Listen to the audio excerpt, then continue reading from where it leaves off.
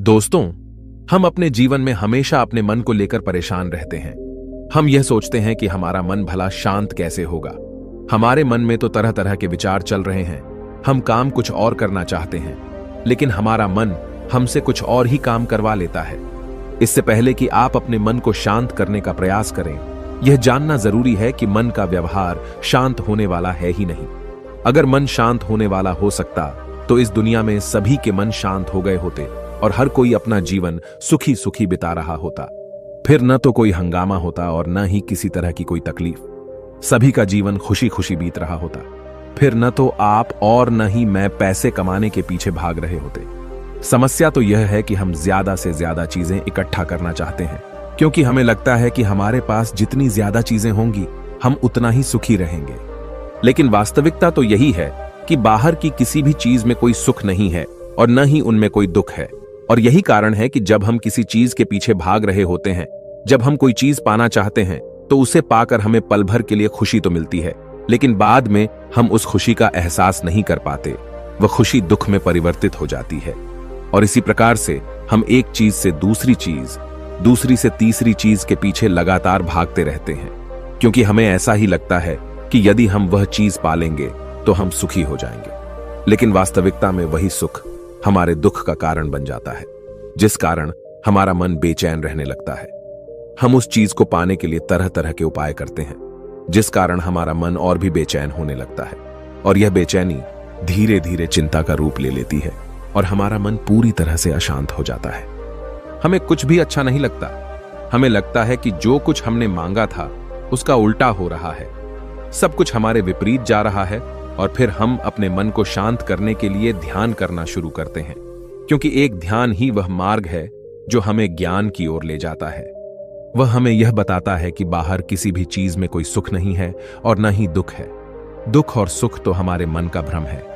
यह हमारे मन की एक उपज है, जिसके लालच में हमारा मन हमें यहां वहां भगाता रहता है। जैसे कि महीनों से भूखे एक भिखारी को अगर एक सूखी रोटी भी मिल जाए तो वह उसके लिए सुख है, वह उसके लिए अमृत है।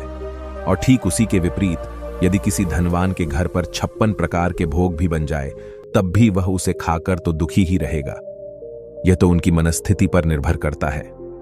इसे और अच्छे से समझने के लिए आज की जो कहानी मैं आपको सुनाने जा रहा हूं, इस कहानी के माध्यम से आप यह समझ पाएंगे कि हमारे मन की स्थिति क्या है और हम इसे कैसे नियंत्रित कर सकते हैं। तो चलिए बिना किसी देरी के कहानी शुरू करते हैं। एक समय की बात है, एक गांव में एक युवक रहता था जिसका मन बहुत ही अशांत रहता था। वह हमेशा तनाव में रहता। वह अपने मन को शांत करना चाहता था, लेकिन उसे कोई भी उपाय नजर नहीं आ रहे थे। उसके जीवन में कई प्रकार के दुख थे, जिनके कारण वह हमेशा तकलीफ में रहता, तनाव में रहता। एक दिन उसे पता चला कि उसके गांव में एक बौद्ध भिक्षु आए हुए हैं, जो सभी को दुख और सुख पर उपदेश दे रहे हैं। वह युवक तुरंत ही घर से निकला और उनके आश्रम जा पहुंचा। वहां पर पहुंचने के बाद उस युवक ने देखा कि वह बौद्ध भिक्षु सभी गांव वालों को उपदेश दे रहे थे। बौद्ध भिक्षु कह रहे थे कि सभी के जीवन में कोई ना कोई सुख और दुख तो आता ही रहता है, जिस कारण हमारा मन बहुत अशांत रहता है। और एक अशांत मन इस दुनिया का कोई भी सुख नहीं ले सकता। फिर चाहे उसे पूरी दुनिया की धन दौलत ही क्यों न मिल जाए, वह उसे पाकर भी दुखी ही रहेगा। परंतु जिस व्यक्ति का मन शांत है, उसके पास चाहे कुछ भी हो या ना हो, वह हर छोटे पल का आनंद ले सकता है। वह हर पल को खुशी खुशी जी सकता है। इस दुनिया का और इस जीवन का परम सुख भी प्राप्त कर सकता है। इतना कहकर उन बौद्ध भिक्षु ने अपना प्रवचन समाप्त कर दिया और वापस आश्रम की ओर लौट गए। युवक भी उनके पीछे पीछे आश्रम पहुंच गया और इस युवक ने उन बौद्ध भिक्षु से कहा, हे गुरुवर, अभी कुछ देर पहले आप उपदेश दे रहे थे कि एक शांत मन हर पल का आनंद ले पाता है, हर पल को सुखी सुखी जी पाता है। लेकिन इस दुनिया में सभी के पास मन है और सभी के मन अशांत है, तो ऐसे में भला अपने जीवन को कोई सुखी सुखी कैसे जी सकता है। इस दुनिया में शांत मन किसी के पास नहीं। मेरे पास भी एक ही मन है और वह भी शांत नहीं है। गुरुवर, क्या आप बता सकते हैं कि मैं अपने इस मन को कैसे शांत करूं? तभी बौद्ध भिक्षु ने उस युवक को ध्यान के बारे में समझाया, ध्यान के फायदे बताए और उसे कहा, बेटा, ध्यान करने से हमारा मन शांत हो जाता है। हम विचारों के दलदल से बाहर आने लगते हैं और इस कारण हमारे जीवन में सुख उत्पन्न होने लगता है। यदि तुम भी अपने जीवन में सुखी होना चाहते हो, अपने मन के इन विचारों के दलदल से बाहर निकलना चाहते हो, तो तुम्हें ध्यान करना चाहिए। तुम्हें ध्यान का अभ्यास करना चाहिए, क्योंकि यही वह मार्ग है जो तुम्हारे मन को शांत कर सकता है और तुम्हें सही राह पर ला सकता है।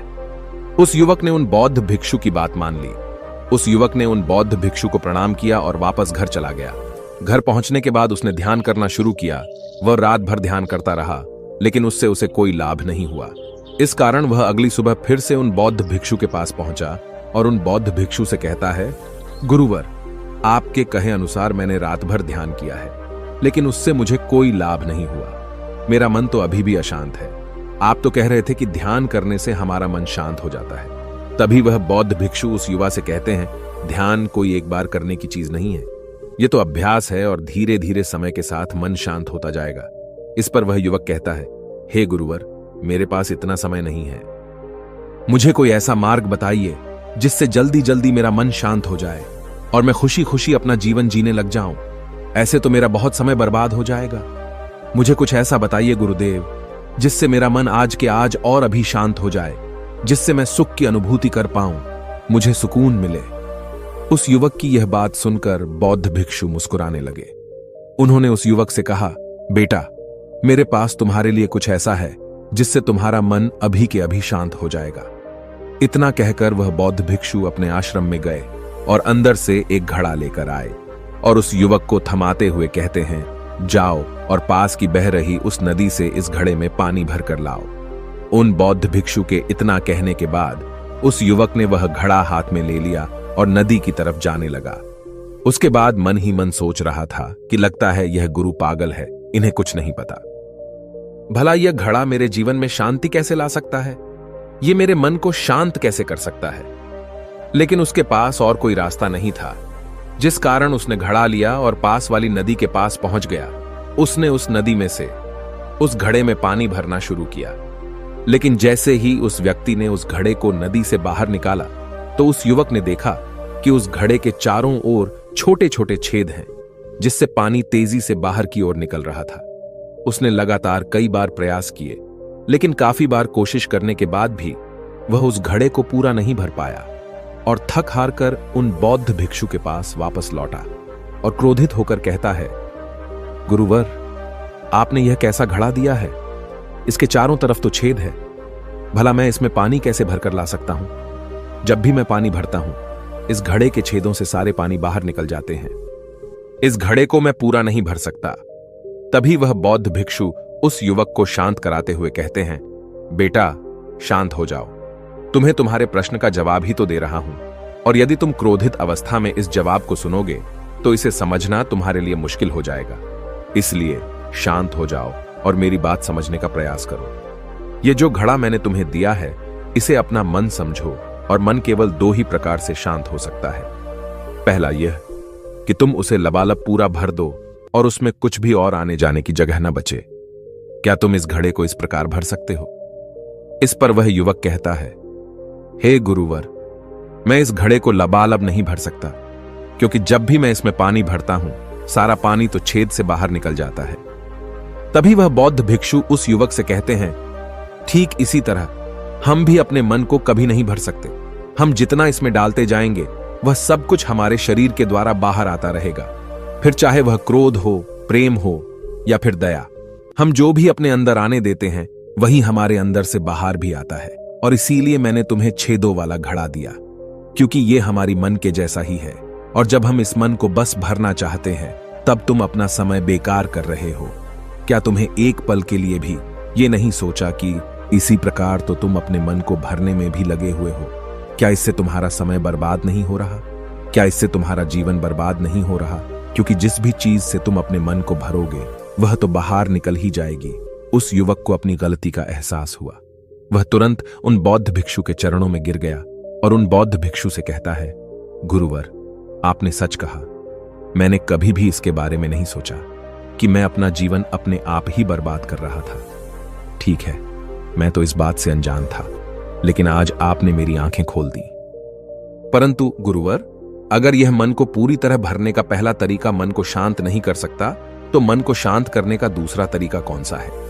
गुरुवर, मुस्कुराते हुए उस आदमी से कहते हैं, दूसरा तरीका है कि अपने मन को पूरी तरह खाली कर दो। इस पर वह व्यक्ति कहता है, गुरुवर, आप ही मुझे बताइए कि मैं अपने मन को खाली कैसे कर सकता हूं। तभी बौद्ध भिक्षु कहते हैं, बेटा, यह तो बहुत ही सरल है। बाहर का कूड़ा अपने भीतर मत जाने दो। इस प्रकार तुम्हारा मन अपने आप ही खाली हो जाएगा। वह व्यक्ति कुछ देर सोच विचार करने के बाद बौद्ध भिक्षु से कहता है, हे गुरुदेव, यह कैसे संभव है? जो भी हम देखते हैं, सुनते हैं, वह हमारे मन में ही तो जाता है, वह हमारे भीतर की ओर ही तो जाता है। फिर मैं उसे कैसे रोक सकता हूं? इस पर बौद्ध भिक्षु मुस्कुराने लगे और उस युवक से कहते हैं, बेटा, मैं तुम्हें यही तो समझाने का प्रयास कर रहा हूं कि मन को केवल ध्यान से ही जीता जा सकता है और एक दिन ध्यान करने से कुछ नहीं होने वाला। हमें इसके लिए समय देना होगा, हमें इसके लिए धैर्य रखना होगा, इसका निरंतर अभ्यास करना होगा। आगे बौद्ध भिक्षु उस युवा से कहते हैं, बेटा, क्या तुम्हें प्यास लगी है? युवक कहता है, हां गुरुवर, मुझे बहुत जोरों की प्यास लगी है। इस पर उन बौद्ध भिक्षु ने उस युवक को पानी पिलाया और कहा, ये लो, पानी पी लो, इससे तुम्हारी प्यास बुझ जाएगी। लेकिन मुझे एक बात बताओ, क्या आज पानी पी लेने से फिर तुम्हें कभी प्यास नहीं लगेगी? तुम कभी फिर मुझसे पानी नहीं मांगोगे? इस पर वह युवक कहता है, गुरुवर, आप कैसी बातें कर रहे हैं? पानी तो हमारे जीवन का एक हिस्सा है, इसके बिना तो हम मर जाएंगे। और आप कह रहे हैं कि आज पानी पी लो और उसके बाद मैं कभी पानी न पीऊं। यह भला कैसे संभव है? प्यास तो हमें रोज आती है और हम रोज पानी पीते हैं, इसके बिना तो हम मर जाएंगे। तभी बौद्ध भिक्षु मुस्कुराते हुए उस युवक से कहते हैं, ठीक इसी प्रकार एक दिन के ध्यान से हमारा मन शांत नहीं हो सकता। उसे भी रोज भूख लगती है और उसे रोज रोज हमें आहार भी देना पड़ता है। उसे भी रोज पानी पीने की जरूरत पड़ती है और ठीक उसी प्रकार हमें हर दिन ध्यान करने की भी जरूरत पड़ती है। और जब हम निरंतर ध्यान करते हैं, इसका अभ्यास करते हैं, तो देखते ही देखते हमारे मन की भूख शांत होने लगती है और एक समय पर हमारा मन सारे विचार उत्पन्न करना बंद कर देता है। तब वह बाहर से कुछ भी ग्रहण नहीं कर पाता और जो कोई भी विचार हमारे भीतर है, वह सारे विचार देखते ही देखते समाप्त हो जाते हैं और इसी प्रकार धीरे धीरे हमारा मन शांत होने लगता है। आगे वह बौद्ध भिक्षु उस युवक से कहते हैं, बेटा, तुम ही तो कह रहे थे कि तुमने रात भर ध्यान किया है, लेकिन उसके बाद भी तुम्हारा मन शांत नहीं हो रहा। बेटा, तुम चाहो तो 1 घंटे के लिए ध्यान कर सकते हो, चाहो तो पूरा दिन भर तुम ध्यान करो, लेकिन इसका लाभ भी तुम्हें उतना ही मिलेगा। अर्थात मान लो तुम 1 दिन के लिए ध्यान करते हो तो इससे तुम्हारे मन को भी शांति केवल कुछ समय के लिए ही मिलेगी। यह हो सकता है कि वह 1 घंटे के लिए शांत रहे या फिर केवल कुछ क्षणों के लिए, लेकिन वह शांत अवश्य होगा। लेकिन जैसे ही उसे फिर से भूख लगेगी, वह फिर से अशांत हो जाएगा और फिर से यहां वहां भागने लगेगा और वह अपने विचारों की तलाश में आगे बढ़ेगा, क्योंकि उसे भी तो भूख लगी है, उसे भी तो खाना चाहिए, उसे भी तो पानी चाहिए। जैसे कि जब तुम्हें भूख लगती है तुम अशांत हो जाते हो, क्योंकि तुम्हें भोजन चाहिए, पानी चाहिए, ताकि तुम अपने पेट की भूख को मिटा सके और तुम्हें शांति मिले। इस पर वह युवक कहता है, आप सत्य कहते हैं, मैं ही गलत था, मेरी ही गलती है। मैं अपने मन को अवश्य शांत करके रहूंगा, फिर चाहे इसके लिए मुझे कितना भी समय क्यों न लग जाए, मैं भी उस सुख को प्राप्त करके ही रहूंगा। मैं इस खाली घड़े में पानी भरकर अपने जीवन को बर्बाद नहीं करना चाहता। मैं अपने मन को शांत करके ही रहूंगा, मैं अपने मन को पूरी तरह से खाली कर दूंगा। इतना कहकर उस युवक ने उन बौद्ध भिक्षुओं को प्रणाम किया और वापस अपने घर की ओर लौट गया। दोस्तों, हम लोगों के जीवन में भी कई प्रकार की समस्याएं हैं और हम उन समस्याओं का समाधान करना चाहते हैं, और अंत में हमें जो मार्ग मिलता है वह ध्यान है। हम ध्यान तो करना चाहते हैं, लेकिन हम उसके परिणाम को तुरंत पाना चाहते हैं। जब हम शुरू में ध्यान करते हैं तो हमें उसका कुछ भी लाभ नहीं मिलता और हमें लगता है कि यह व्यर्थ है, इससे हमें कोई भी फायदा नहीं होने वाला, क्योंकि हमें तो सब कुछ जल्दी जल्दी चाहिए। लेकिन वास्तविकता तो यही है कि ध्यान सब्र और समय मांगता है और साथ ही उसे शांति भी चाहिए। परंतु हम इतने अशांत हैं कि हमारे भीतर ये तीनों चीजें नहीं हैं। इसीलिए अपने भीतर धैर्य पैदा करें। जब आपके भीतर धैर्य पैदा होगा, तभी आप सब्र, समय और शांति के महत्व को समझ पाएंगे और फिर आपका समय चाहे कैसा भी क्यों ना चल रहा हो, आप हर समय खुश रहना सीख जाएंगे। अगर आपका मन अशांत है तो यह किसी और के हाथों में नहीं है कि वह आपके मन को शांत कर सके। यह तो आपके हाथों में है कि आप अपने मन को किस प्रकार और कितनी देर तक के लिए शांत कर सकते हैं। दोस्तों, आपने आज के इस वीडियो से क्या सीखा वह मुझे आप कमेंट में बता सकते हैं। इसी के साथ में उम्मीद है कि आपको आज की वीडियो पसंद आई होगी, तो इस वीडियो को उस इंसान को शेयर करें और उसी के ठीक बाद चैनल को सब्सक्राइब करें। तो चलिए फिर मिलते हैं ऐसी एक और नई वीडियो में। तब तक के लिए अपना ख्याल रखें। धन्यवाद और नमो बुद्धाय।